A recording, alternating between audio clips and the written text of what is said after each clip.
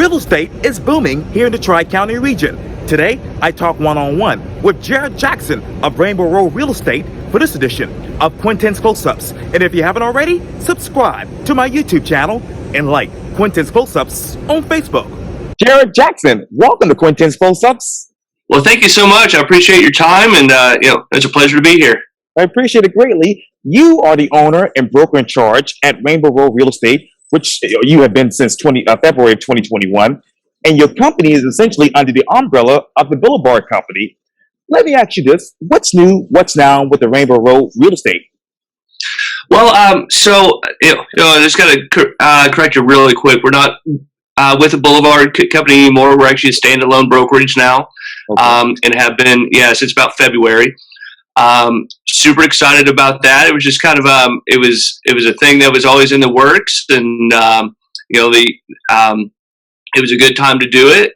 Just with the market changing, and super excited about everything that was going on with this Charleston market and the shift and all that stuff. It seemed like a good time to kind of start our own brokerage and kind of do our own thing.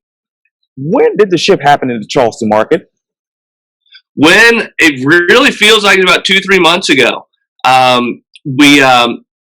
For me, it was having a listing that I thought was going to be super hot, and in a great part of West Ashley, and we took it live on a Friday like we normally do, and we had 3 showings that weekend, and it was on the phone with like every other listing agent that weekend, and everybody pretty much had that same result. And we have definitely, and it's fantastic for the buyers, to finally give them a chance. And, we've had a lot of families that have been getting beat out by large companies and cash deals and that sort of stuff. So, certainly not a crash or a bubble or anything like that, but definitely a shift. And, our buyers are here for it. And with those cash deals, Mr. Jared, what are those large companies that have actually beat out some of those families? Well, what's going on with those? It's there's a lot of publicly funded companies, and they'll buy just tons of properties, and they'll either make them a rental, they'll flip them, that sort of stuff, and then they get the price added on at that point. As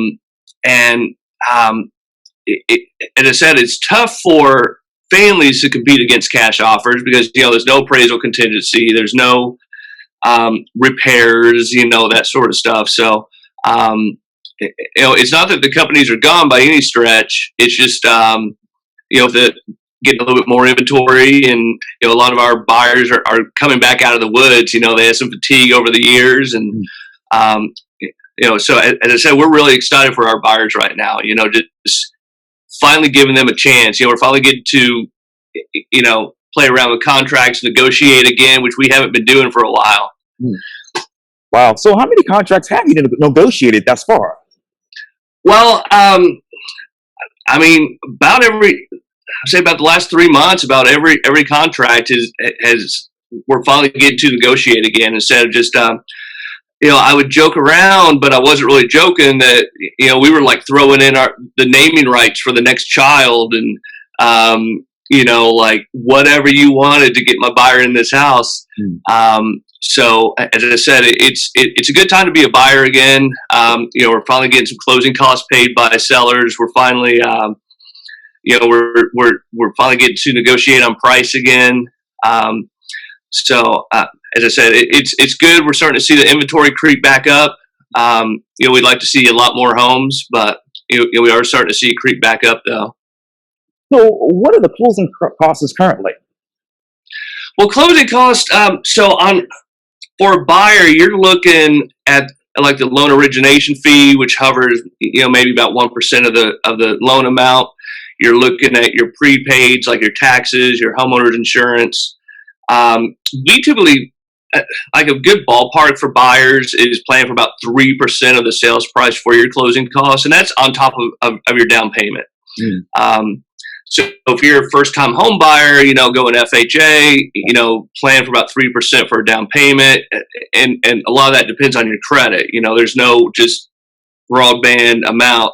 But then, on top of that, you do have, your closing costs, which we can often get the seller to at least pay a portion. We've got in the last 2.5 years, kind of since COVID started, that we weren't getting those closing costs for our buyers paid. So it was just more money that the buyers were having to bring, and it was just a part of that buyer fatigue that they were going through. Wow. So let me ask you a basic question. What will be the inventory forecast for the next 2 years? I wish I knew.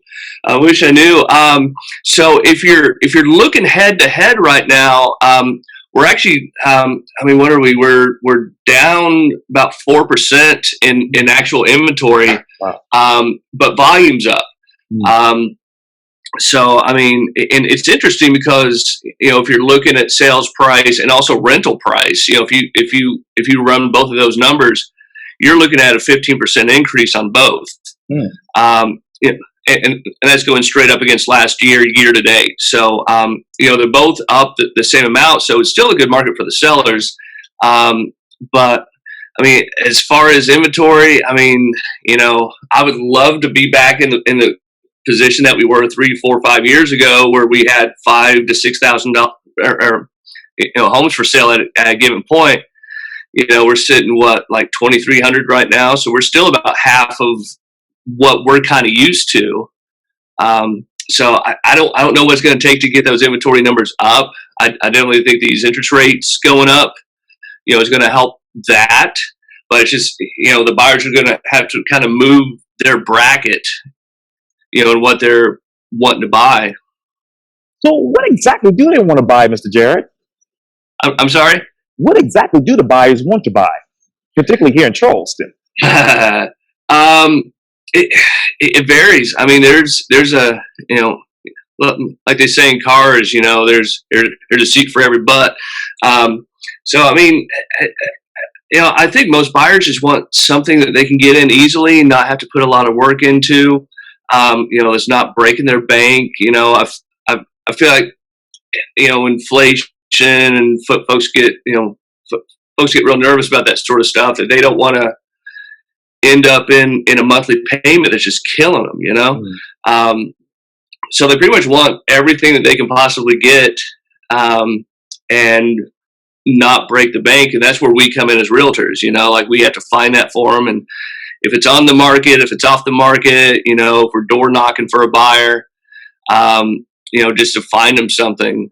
So there's not really like a specific home. It's just, it's all about price, condition, location, and price trumps everything else. So what is the current price condition here in Charleston? Well, so your average sale right now, as far as a single family detached home, year to date, you're looking at $553,000. So that's the Tri-County area. That's everybody. So I watched your interview with Owen, and Sure. One thing that he said a few times, which is ungodly true, is that real estate is local. So if you're looking, West Ashley, you're looking in that 450 to 550 range. If you're looking Folly Beach, your average price is $1.6 million. Right. If you're looking at Kiowa, your average sale there year to date is $2.9 million. But you get into like where we are in North Charleston, you get kind of more realistic prices. So just kind of debating on your location versus what you want. There's just such a huge variance. Right. Especially with Charleston. Between the islands, between the resorts, And so you talk about North Charleston. Where else are these realistic numbers? Because I know Charleston is growing and real estate is actually growing as well. Yes. So, definitely North Charleston. I'm a long time, I love North Charleston. I'm a North Charleston guy. But definitely always North Charleston. Some of the older areas of Somerville have some great prices. And as we're seeing, Charleston Metro is becoming Ridgeville, St. George, St. Stevens, heading out that way.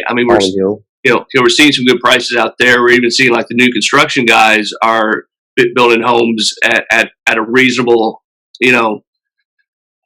price point. But at that same time, you got like these super developments like Nexton, which are beautiful, wonderful, wonderful neighborhood. But I mean, the price point's kind of unobtainable for a lot of folks in there. So, I mean, it's definitely, as Charleston Metro becomes bigger, you're seeing a lot of good price points out there. But you always got your staples like North Charleston. I mean, like Hanahan. Yes. You got fantastic schools out there, and between Tanner and the older in the older parts of Hanahan, I mean, there's some great pockets in there to buy a nice house for $350,000. So let me make sure I get this right, and I want to get it on the record. I'm sitting right now, obviously, in my beloved peninsula here. Are any homes still available here, or we're just maxed out? Well, they're not building anymore. Right. So I mean, as far as like downtown proper, I mean, they pop up. There are most certainly some. I would say there's a pocket of agents that definitely specialize downtown, and that's a specialized market. Right.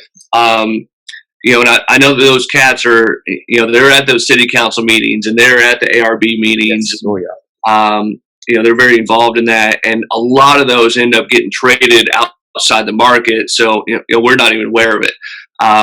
If you got something, South Battery, something, lower Bay Street, us North Charleston guys probably will never even see it on the market. So there's plenty of activity down there. It's just that price point is kind of for a few folks above our pay grade. Yikes.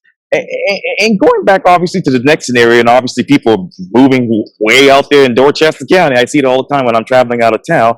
How many new homes have been built at a fairly consistent rate over the past 6 months? You know what? I don't know that number. With a lot of new construction, it doesn't often make it into our MLS, so we don't have the stats on it. But I mean, you go drive up there. I mean, drive in the outskirts of Somerville. I remember like Knightsville. Yeah. Nothing was going on out there. There was like 5 houses out there, all sitting on 5 acres each. And now like all the big builders are out there, and I it's kind of nice because the complaint in Charleston has always been that we only use like half of our interstate at a time. As everyone from Somerville going downtown, Mount Pleasant, and then they would all come back. So finally, with Volvo and to get some other big businesses out there, we're finally starting to use our interstates in both directions at a time. So yeah, I mean, I don't know the number, but I mean, shoot, you see it. I mean, we all see it driving up there. I mean, they're building exits for these for these neighborhoods. It's crazy to watch. Right. And coming back downtown to the peninsula, Mr. Jared, how many of these homes have actually been traded out in your mind? I don't know. I mean, if you're looking kind of our stats as far as what's actually happening kind of downtown, actually that's kind of blocking my view here real quick. So looking at Peninsula, you're looking 276 homes as far as downtown Charleston proper, and that's a average price point of $1.9 million. That's a 26% increase versus last year. So, and that's a lot of folks that realized that they didn't have to work in New York anymore, and they realized they didn't have to work in Cleveland, and the executives and the higher ups that can afford that price point. And we've seen a lot of that transfer down, with the start of COVID, with folks that were able to work from home, doing Zoom meetings, that sort of stuff. And they're like, hey, Charleston's nice. So yeah, I mean, that 26% increase in just downtown, I mean, that's crazy. Wow. So, and I'm looking at these other locations mentally in my mind, Hollywood, Ravenel, on down to McClellanville. Where has those increases been? So that's interesting because I was pulled up some numbers yesterday, just because I knew that you'd be asking me numbers. I mean, kind of where we the areas that the volume sold has been the biggest year to date. It's been West Ashley outside of 526. Sure. Folly, Wadmalaw, Allendale, St. George, St. Stephen's have all been are all carrying that. I mean, just and it's interesting because what's down is Goose Creek, Monk's Corner. Daniel Island as well was actually down versus last year. But Daniel Island, I think they're about to run out of space down there. Yes. But it's the same thing with Goose Creek and Monk's Corner. I mean, a lot of those neighborhoods have been built; they've been there for a while. But you're definitely seeing that Wadmalaw, Allendale, as Charleston expands. It's cool to see with Allendale because I've always loved Allendale. But to see them like on the front lines of an increase, and that's just kind of Mount Pleasant as that built. So we're becoming quite the sprawling metropolitan area down here. And if it keeps up, I guess a lot of people will be moving to Georgetown. That is. I reckon. Paper mill here, they got their paper mill, so I guess it all smells the same. I reckon, but yeah, it's interesting that the numbers support kind of what we see when we're driving around. The sprawl that's happening, and as we move out. Wow. So let me ask you this: what was the median price for a home in 2021 here in Charleston? So, our MLS as a whole, we were at 479, and then as you kind of break up Charleston, if you look at West Ashley, you're kind of if you're inside of 526 in West Ashley, you're at 494 last year versus 564. Outside of 526 in West Ashley, you're 392 last year versus 462. So that's a 14 and 18% increase respectively. And then even James Island, had a 16% increase in their median sales price, 547 up to 637. And then for a comparison, if you're looking like North Charleston, you got 12% increase, 286 up to 321. So that's very obtainable still for a lot of incomes, So, and then, with Hanahan, chatting about earlier, you're 355 up to 420, 18% increase, but still, that's a very obtainable price point, Right. So what has been the actual salaries in Charleston in the Tri-County? I don't know. Don't know. I'd have to research that, and that's a technique that we use to kind of place people into places that they can afford, and that's obtainable for them. I don't know what it is right now. I don't know. And going back, obviously, to Goose Creek and all those other places where the volume obviously did stay the same. Where else has that been here in the Tri-County over the past year? It's the sprawl. Just as Somerville has moved out, as I said, like Knightsville has just taken off. Like what I call Knightsville, I guess they're still calling Somerville. Right. But Ridgeville, and just and you see it on Johns Island as well. To the chagrin of some folks out there. But like as far as having like a Charleston type address and being close to Charleston, Johns Island is really one of the last areas.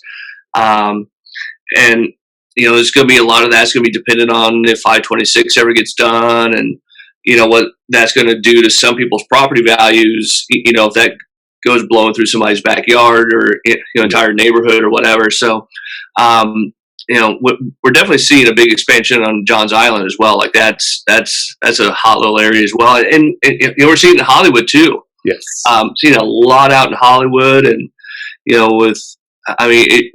that's just expanding all the way out there. I hope that we don't ever like reach down to Edisto. I'd love like that kind of area down there. Not being populated, but right. The urban expansion is definitely on. Wow. So let me ask you this, Mr. Jared, and I always, thought about this, but when do you expect, I hate to ask this question, but when do you expect Johns Island to be maxed out? I don't know. I don't know. Because I mean, it's tough. Yeah. It's tough because definitely a lot of residents are giving them kickback, and I get it. That they've always had like a monopoly on that island out there, and there's a lot of old land that's been in the same family for generations, and and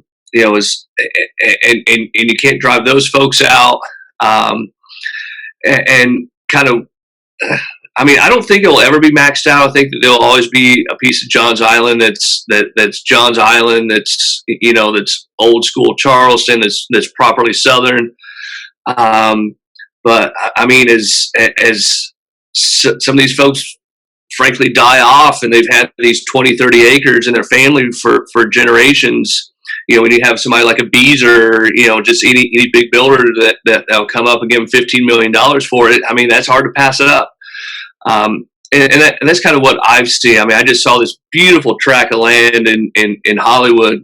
It was gorgeous, and it just got picked up by a big developer, and they've already got 15 homes built out there, and like on a beautiful tidal creek out there, and it's just as these folks pass away, and 10, 15 acres looks really good on Johns Island to a developer. So I mean, I don't think it'll ever be maxed out, but hopefully it'll always keep a piece of Johns Island. But it's interesting to watch, and if you're going on Johns Island from 17 at 5 o'clock in the afternoon, you know how much it's changed. And how they fix that, how do they address that, and will they ever fix it? And so hard to say. Hard to say. And were you actually surprised as a real estate developer that obviously Daniel Island's about to be maxed out?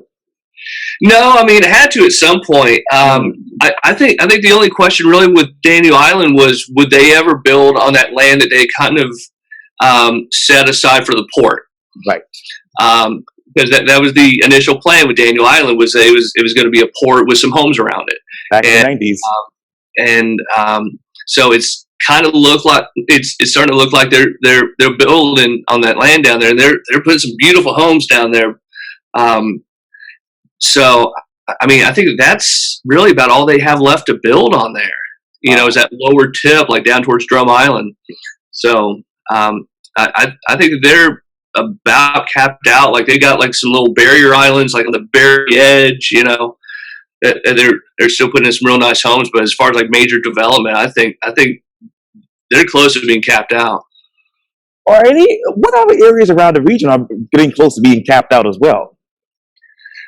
I don't know. I mean, I thought that Somerville was a few years ago, and then like with Volvo and that getting moved out. I mean, I think when you kind of look at like areas of Goose Creek, especially around the base, I mean, there's not a lot of land left over there. I mean, I don't. I say that there's nothing left in North Charleston, and then you'll have another community just pop up out of nowhere. Like I'm in the Park Circle area, and when we moved here almost 9 years ago, I was like, the good thing about Park Circle is that the traffic will never change, because all these homes are old and nothing's going to change, and then all of a sudden new development. These 3 acres here got turned into 12 homes, and right. So I mean that the developers will always find land. I mean, it's amazing how they'll just make it appear. Like your only limit is something like a Daniel Island, where you have actual physical boundaries. But I mean, it's hard to say. I mean, just what can be developed, and should it be developed? As far as like flooding issues or anything like that, I mean, you definitely have to consider that. I'm not sure if every developer ever does, but you certainly hope so. And let me ask you this too, Mr. Jared. Speaking of development and all of these, communities obviously being spread out of the ground, out of nowhere, what were the housing starts in the Charleston region in December of last year, for instance? I'm, I'm sorry, I kind of lost you for a second. You broke up a little bit there. Oh, sorry about this. Yeah, what were the housing starts in the Tri-County area last year? Well, I mean, it varies. As far as the price point, um, it's such a variance. It kind of goes back to that real estate's local thing. I mean, I mean, looking through the sheet, I mean, you're looking, North Charleston outside of 526. I mean, you're looking at 252. That was last year. It's still under 300 right now. So that's kind of like your Charleston Farms. That's kind of, getting, Long Ashley Phosphate, like getting up towards Westcott Plantation. That's kind of that area. I mean, there's plenty of obtainable starts. And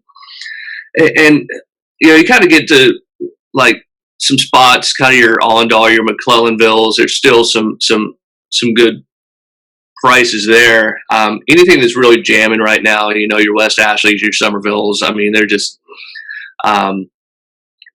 you're still kind of $300,000-$400,000 to start.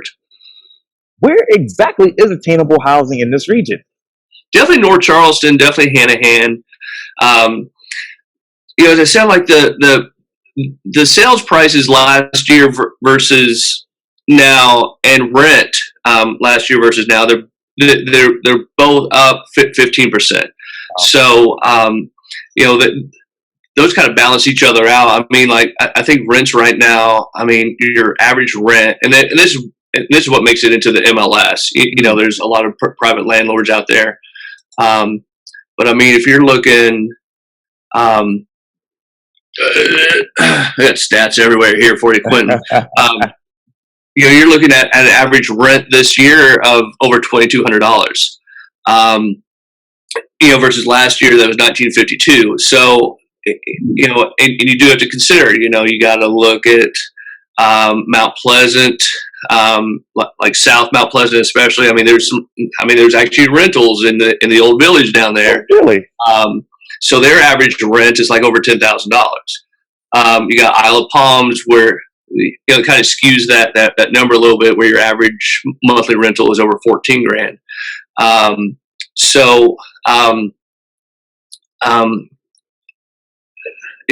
It still comes down to it. I mean, monthly payment to monthly payment is still better to buy if you can.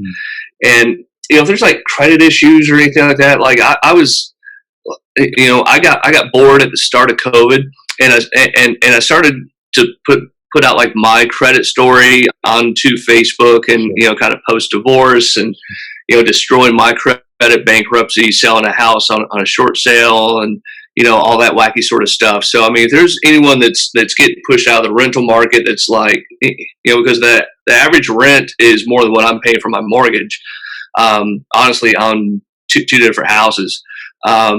So I mean, if there's like anyone who hears this, it's like, my credit is trash, it's awful, just give me a shout. I mean, we can help with credit and get that stuff right. And Sure. I'm not saying that it's not going to take work.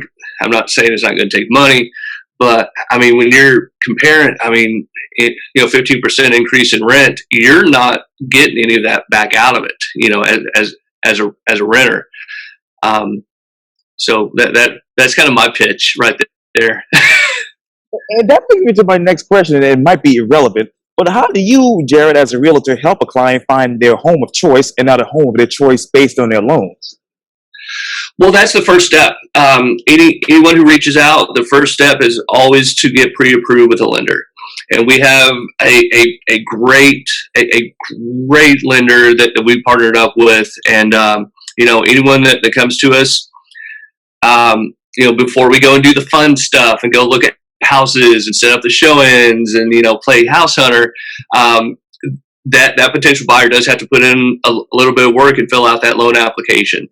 And so anybody that we're taking out has some degree of a pre-approval. They've had income verified, they've had their credit score run.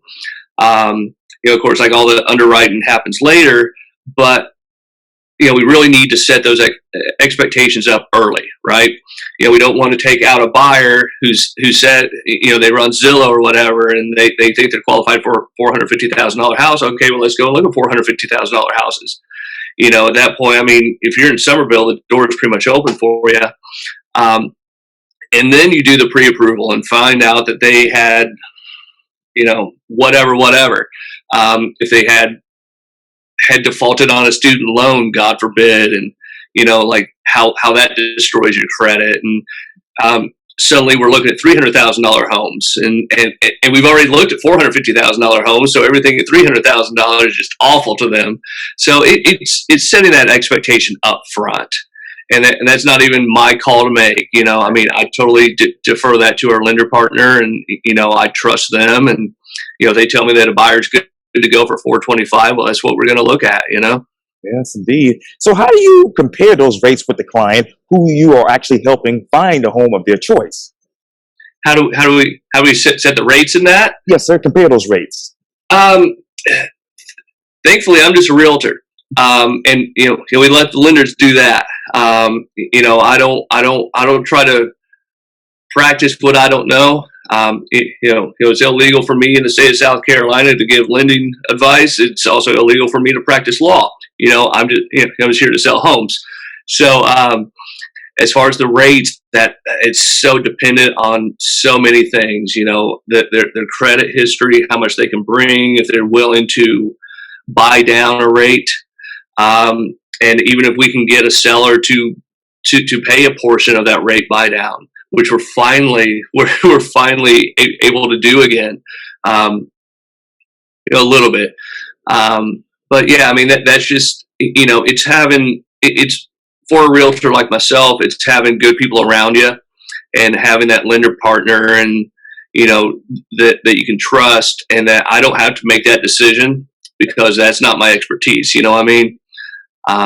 So, I mean, there's just so many variables. I know that folks will see on TV the interest rate is 4.5, it's 5.2. Right. That's some magical unicorn that, that we need to find your rate. Mm. And that's through the help of a great lender. Yes, indeed. So let me ask you this. In the Tri-County area, what areas saw the largest home price gains in the fourth quarter of 2021? I don't have quarterly in front of me, but I mean, as far as the biggest gains, as far as 2021 to 2022, I mean, it's West Ashley outside of 526. That's inside our MLS. That's two separate things, like inside of 526 and outside. Folly, Wamala, Ondahl, St. George, St. Stephen's. Those were the biggest increases as far as year to date. Huh. So how much has the house buying power increased by? Well, dollar to dollar, prices are actually up, and they'll always they'll always go up. I mean, that's short of a 2008, 2009 catastrophe, which we're not in by any stretch.